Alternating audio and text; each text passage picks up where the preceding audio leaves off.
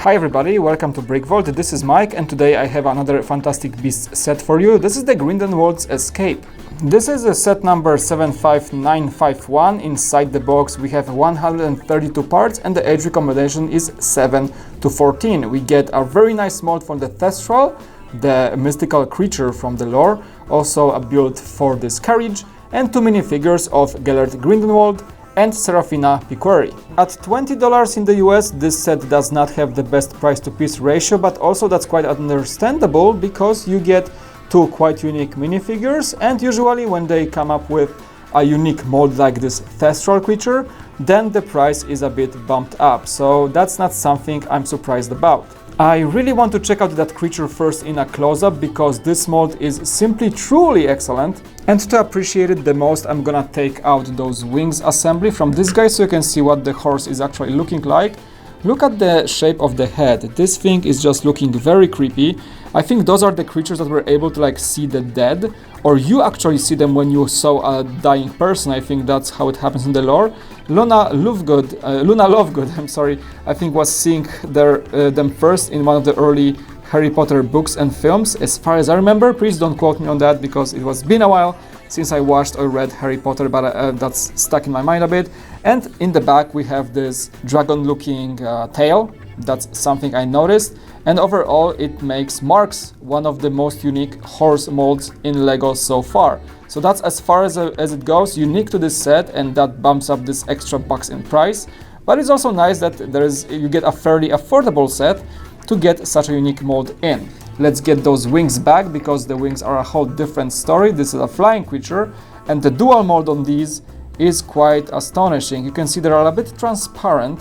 It's actually a rubbery plastic. It's not rubber, it's not plastic, I call it rubbery plastic. It's very flexible, so you can see I'm bending it, no problems. You can also bend the wings a bit if you please to. There is no damage whatsoever. And I think the dual mold, you can see, makes this part for each copy of the set a bit unique, because depends on how the black color and the transparent piece of the plastic blend together, they can make a different pattern each time. So you can see the right wing and the left wing are different just by that technique used. And I think if you pick any other set from any other collector, it's gonna just look different. So that's a good thing to notice and something to be aware about, that none of these probably will be the same. Now on to the minifigures. I wanna start with Gellert Grindelwald, and to give this guy some justice, I think I wanna compare him with a version of him from the collectible minifigures. This is actually Percival because he's disguised as Percival. On the collectible minifigure, if you just flip the head around, there you have yourself Grindelwald's face, and it also comes with the same hair mold. So you can see, just flip the head so they actually look in front of each other, and it's nice to see how different they are. Of course, I like the print of the collectible one a bit more because it's a bit more detailed, a bit more unique. There's one per box, remember that. So I was really happy to get him, but the set Percival is actually not going in quality down-wise too much. It has the same type of trench coat, a bit less of a detail here and there, the same type of wand, the same color, and the hair mold is, as mentioned, the same. The face expressions are actually a bit different. So this is the Percival, Percival Grindelwald, that's I think casting a spell. He's chanting something. You can see his mouth moving in some sort of a mid-word fashion, and the second face expression is actually very similar to what we get on the other thing, except there is no mustache. The mustache is missing, and also the detail of the glass eye. I think he's having a glass eye in this gray color is actually kept among both minifigures. The print in the back is actually as well, I think, oh, look at that. I think those are very similar. At least the lower part of the print is very similar. The upper part of the print is a bit more detailed on the collectible minifigure version. He also comes with the blast punch. That's you just shoot this one off.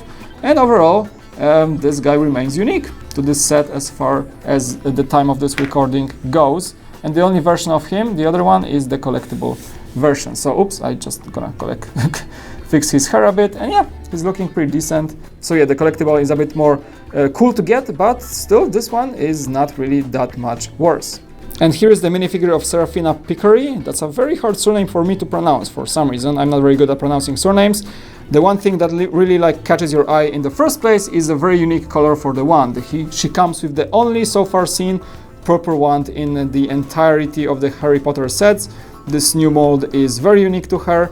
And on top of that, she's actually a very well printed minifigure. She gets this new type of slope for a female skirt, so it's a bit like, you know, flushed out in the back, so it's a bit different than your usual higher slope that they used to use before, and very simple print actually, but matches the minifigure very well in the front with this unbuttoned kind of a shirt, a scarf, and some negative space to show her female body. In the back is the same thing. There is only a simple robe print on the top to like show some clothes being like folded, and negative space as well. That's all it is about the print for the torso, but I like it. I like the simpleness of it. She's looking great. I like this face with this like white detailing, and her cap, sort of, I don't even know how to call it like technically. Please let me know how this cap is called, but it's also quite a uncommon piece to go with this minifigure, and overall it makes for two good minifigures in such a small set, and it's gonna be the main selling point for many fans. Now onto the carriage itself. I'm gonna just connect the Thestral creature to the carriage really quick. I like how they use the lightsaber parts to just connect it. It just sits there very well. You can see there is the turning axle in the front to control the carriage, and it actually works very well. Very smooth, nothing too crazy. The Technic beam right there is just making it happen in a very smooth fashion. So going forward, there is the rider's seat, the main driver's seat, if I may, in the front, so you can actually get the minifigure in there. And the first thing that I noticed, I liked how they used, you can see closely maybe, they used those plant elements, but this time in black. Those are like details that I noticed. There's a bar going through on one end, so that was one of the best parts used, part usage, oops, sorry, dropped your wand, part usages, is there a word for that? In this set. I like this one a lot. It goes in the front, and the same thing goes to the back for the carriage. There is a space in the back to actually hold one or two minifigures. There is no problem with that. And yeah, that's a lot of space outside. I like those wheels. They don't come very often. This time around, we have them in somewhat of a dark silver color. That's something you don't see every day, and that is a part that will be quite useful in many mocks. I can see that already happening. Yeah, that's a very unique color for this element. It's shiny. It's shiny. You can see it's a bit like reflecting some light here in the Lightroom. Really nice. And some more things, not many actually. The roof of the carriage goes off. You can just like take it off, just like that. Boom. There's like just two jumper pieces, simple as it gets. And inside is only having one couch, or just a space for no, you won't be able to fit two minifigures because there's only basically space for one minifigure with hands next to it. There you go. Yeah, nothing else is in there actually. But hey, the simpleness is where the set works the most. I like how this like a set also has some sort of like a element here to like smoothen out the surface at the bottom. I'm not sure why. Maybe if you play with it in like a deeper carpet, then it makes the bottom of the carriage not caught up with the elements of the carpet. Maybe that's how it works. Some details like this step to get into the carriage. Simple things that make this set a fun build actually, and a fun display piece. It just does look good. It doesn't like distract how small it is, to be honest. With the Thestral horse in the front, it makes for a very decent looking display piece. And on top of that, you have those like lanterns at the top. You can like flip them up as I did. I just like this look, or you can flip them down that way if you want to, depending on which looks you like the most. I like the upper one for some reason. Don't ask me why. I just like kept it that way. But here it goes. Yeah, a nice set, a bit dark, if I may, because it's mostly black. But this like silver dark breaks up the color scheme a bit, and the red seating in the front, the leather finish, is actually a very nice addition, making it a bit of a exclusive carriage, an elegant one, if I may. Just something you know, a world-class sorcerer would ride by far. What do you guys think about this set? Are you willing to pay $20 for just over 130 pieces? Is that justifying, is the horse maybe justifying the price for you? Is this mold enough to make this price a bit higher, steeper than it usually is. I know the practice of LEGO making those extra bumps in the price just for an extra mold, so I understand that. I just want to know your opinion. And I think the minifigs are also adding a lot of value. Plus, the build is something you wouldn't like to part down. I think it's something you can easily keep on your desk, on your shelf. It just looks good from afar. You can see how nice it's looking. It looks good up close. It's almost studless, that's also worth mentioning. And the wheels in that silver finish are actually adding a lot to the looks. I like this. I surprisingly like this, even though I'm not very connected to the film or the lore of Fantastic Beasts. I'm more like a Harry Potter fan. But I think they pulled off some really nice LEGO building and overall LEGO value with this set. If you can accept the price, of course. If you can accept the price, then you're in for a treat. And that's the only grief I have with this set, just to be a tiny itsy bitsy bit cheaper. Alright guys, and that's gonna be it. If you wanna support us, you can always leave a like, subscribe if you haven't already.